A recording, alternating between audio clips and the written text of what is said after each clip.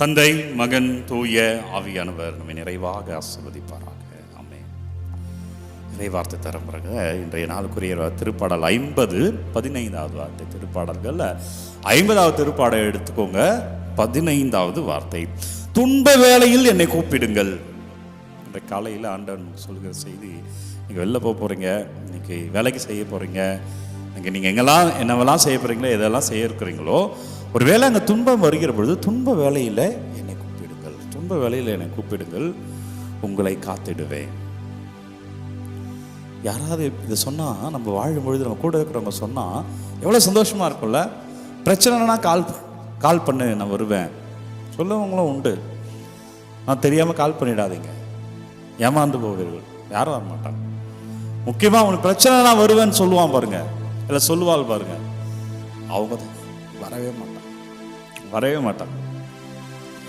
நீங்க யாரு நண்பர்கள் அப்படின்னு தெரிஞ்சுக்கணும்னா, உங்க இக்கட்டான வேலையில் வரவே மாட்டாங்க, யாருமே வர மாட்டாங்க. தனியா நின்று போராடணும். ஆனால் இங்கு ஒரு வார்த்தை தருகிறார். இவர் சொல்பவர் அல்ல, செய்து காட்டுபவர். கன்னத்தில் அறைந்த மறு கன்னத்தை காட்டுன்னு சொன்னவர் இல்ல, கன்னத்தில் நமக்காக அறை வாங்கியவர், காரி உமிழப்பட்டவர் முகத்தில் நமக்காக. அவ்வளவு அவமானத்தை தாங்கியவர் நம் பிரச்சனை நம்ம விடுவிக்க நம்மோடு வரமாட்டாரா? நமக்கு துணையா நிற்க மாட்டாரா? அப்ப அவர் சொல்கிறார், உன் துன்ப வேலையில என்னை நோக்கி கூப்பிடுங்கள். இஸ்ராயல் மக்கள் எப்பொழுதெல்லாம் துன்பத்தின் உச்சத்தில் இருந்தாங்களோ அப்பெல்லாம் அந்த மக்கள் ஆண்டவரை நோக்கி கூக்குரலிட்டார்கள். அவர் கூக்குரல் இடுகிற பொழுதெல்லாம் அவர் வருகிறார். அவர் தவறு செய்வதால் பாலைவனத்திலே அவர்களை கண்டிக்கிறார், கொள்ளிவாய் பாம்புகள் அனுப்புகிறார். அந்த கையை கடித்து பாலைவனத்திலே அவர்கள் இறந்து போகிறார்கள். விடுதலை பயன் நூல்ல என்னாகும் புத்தகத்துல. அப்பொழுது அவர்கள் முறையிடுகிறார்கள், நாங்கள் பாவம் செய்தோம். ஆண்டவர் சொல்கிறார், வெண்கல பாம்பை செய்து வை. யாரெல்லாம் அந்த பாம்பினால் கடிப்பட்டானோ, யாரெல்லாம் உயிருக்கு துடித்துக் கொண்டிருக்கிறானோ, அவனெல்லாம் இந்த கொல்லிவாய் பாம்பை பார்க்கிற பொழுது அவன் உயிர் பிழைப்பான். மொய்சன் அவர் சொன்னபடியே செய்கிறார். யாரெல்லாம் அடிபட்டு இருக்கிறார்கள் அவரெல்லாம் உயிர் பிழைக்கிறார்கள். எனவே இன்றைக்கு நற்செய்தியிலுமே ஆண்டவர் சொல்லுகிறார், இந்த இறைவார்த்தை மூலமாக இன்றைக்கு திருப்பாடலில் அவர் சொல்லுகிறார், பிரச்சனை வேலைகளை என்னை கூப்பிடுங்கள், நான் உங்களை விடுவிக்கிறேன். தொடர்ந்து வாசிக்கிறேன் பாருங்க. துன்ப வேளையில என்னை கூப்பிடுங்கள், நான் உங்களை காத்திடுவேன், அப்பொழுது நீங்களும் என்னை மேன்மைப்படுத்துவீர்கள். என்னன்னா, நீங்க போய் மற்றவங்களுக்கு அதை அறிவிக்கணும். இப்ப அவர் ரொம்ப நல்லவருங்க, நான் கும்புற இயேசு உண்மையான கடவுள், நான் இக்கட்டான இருக்கும் பொழுது அவர் வந்து எனக்கு உதவி செய்தார், அப்போ நீயும் துன்பத்தில் இருக்கிறாயா, நீயும் கூப்பிடு வருவாருன்னு நீங்க சொல்லணும். அவரை மேன்மைப்படுத்தணும், அவர் புகழை அறிவிக்கணும். அவரை அறியாத பிள்ளைகள் இன்னும் அந்த அன்பை ருசிக்கல. ஏராளமான பிள்ளைகள் இந்த அன்பை பார்க்கல. அதுக்காக கட்டாயப்படுத்தக்கூடாது. நீ என் கோயிலுக்கு வா, கட்டாயம் வரணும் அப்படிலாம் சொல்ல தேவையில்லை. நீ அவர் உனக்கு என்ன சொன்னாரோ, என்ன செய்தாரோ அதை வெளிப்படுத்து. ஆசீர்வாதம். அப்பா நன்றி ஆண்டவரே, துன்ப வேலையிலே என்னை கூப்பிடுங்கள் என்று சொல்லியிருக்கிறாரு. அப்பா, எங்கள் துன்பங்கள் எல்லாமே பார்த்து வைக்கிறோம். ஆண்டவரே இயேசுவே, எங்களை ஆசீர்வதிங்க அப்பா, துதிக்கிறோம் ராஜா. ஆண்டவரே, ஆராதனை செய்கிறோம் இயேசுவே. ஆண்டவரே, விண்ணகத்தையும் மண்ணகத்தையும் படைத்தவரே, எங்களை ஆசீர்வதிப்பீராக. நன்றி.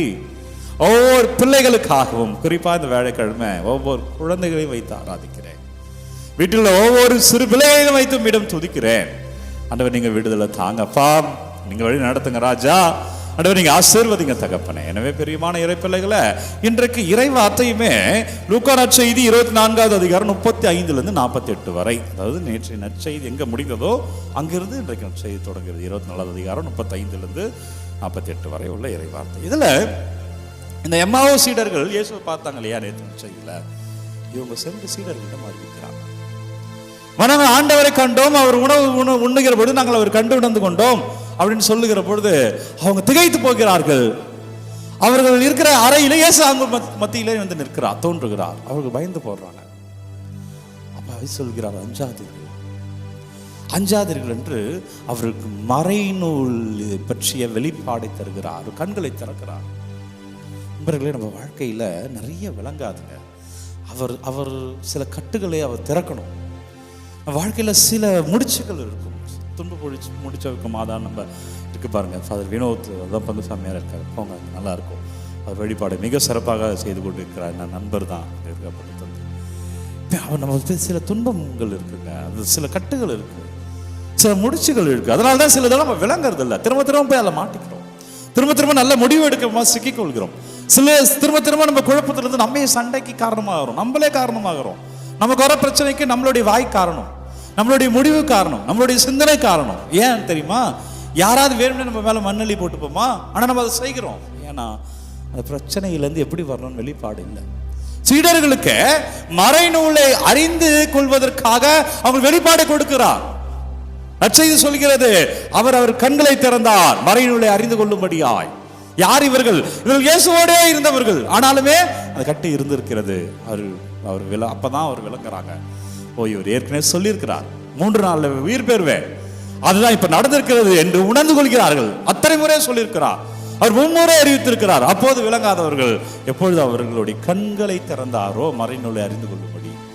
அப்ப நம்ம வாழ்க்கையில எப்படி சீடர்கள் கண்கள் திறக்கப்பட்ட உடனே அவர்கள் மறைநூலை அறிந்து கொண்டார்களோ, உணர்ந்து கொண்டார்களோ, புரிந்து கொண்டார்களோ, அப்பா எங்க கண்களை திறங்கப்பா ஆண்டவரே, நாங்கள் இன்னும் அதிகமா வாழ்க்கையை புரிந்து கொள்ளணும். ஆண்டவரே, இன்னும் அதிகமா நாங்க தெரிந்து கொள்ளணும். ஆண்டவரே, இன்னும் ஆசீர்வாதத்தை இன்னும் அதிகமா நாங்க உணரணும். அப்பா எங்க கண்களை திறங்க, ஆண்டவரே எங்களை ஆசீர்வதிங்க, அப்பா எங்களை வழிநடத்துங்க என்று சொல்லி ஆண்டவர் ஒப்பு கொடுப்போம். நன்றி அப்பா, என் கண்களை கட்டுகளை திறந்தருப்பா. குறிப்பா பிள்ளைகளை எல்லாம் ஒப்பு கொடுத்து துதித்து ஆராதிக்கிறவள் ஒவ்வொரு பிள்ளைகளையும் ஆசீர்வதிங்க ராஜா. ஒவ்வொருவரையும் வழிநடத்துங்கப்பா. ஆண்டவரே, உங்க கிருபையால் நாங்கள் வாழ, ஆண்டவரே உங்க வல்லமையால் வாழ, ஆண்டவருக்கு சாட்சியமாய் நாங்கள் வாழ அப்பா எங்கள் கட்டுகளை அவிழ்த்து போடுங்க. எதெல்லாம் எங்களுக்கு இன்னும் ஞானம் இன்மையினால் விளங்காம இருக்கிறோமோ அப்பா உங்க ஞானத்தை எங்கள் மீது பொழிந்தருங்க. ஒவ்வொரு பிள்ளைகளை நீங்க தொடுங்க ஆண்டவரே. ஒவ்வொருவரையும் நீங்க ஆசீர்வதிங்க தகப்பனே. இயேசு கிறிஸ்துவின் திருப்பெயரால் வல்லமையான இறைவனுடைய அருள்வாள் ஆசீர்வாதத்தில் இயேசு உங்களை இன்றைக்கு ஆசீர்வதிக்கிறார். இயேசு கிறிஸ்துவின் பெயரில் உங்கள் விண்ணப்பங்களை எல்லாம் ஆண்டவர் ஆசீர்வாதமாய் மாற்றுகிறார். தலை வணங்கி ஆசீர்வாதத்தை பெற்றுக்கொள்ளுங்க. எல்லாம் உள்ள இறைவன் நம்மை தந்தை, மகன், தூய ஆவியார் நம்மை நிறைவாக ஆசீர்வதிப்பாராக. இந்த நாளும் இனிய நாளே.